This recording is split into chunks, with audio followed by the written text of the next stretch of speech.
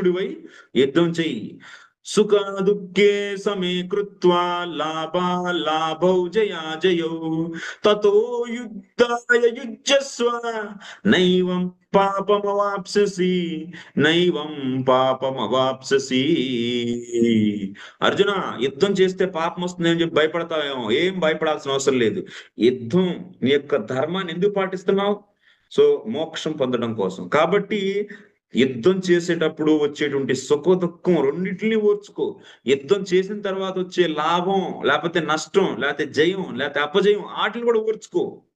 వాటి పట్ల కూడా ఎటువంటి ఆసక్తిని పెట్టుకోకుండా నువ్వు గనక చేస్తే నువ్వు శారీరక స్థితి నుంచి ఆధ్యాత్మిక స్థితి వైపు ప్రయాణిస్తావు. నువ్వు శారీరక స్థితి నుంచి ఆత్మస్థరాన్ని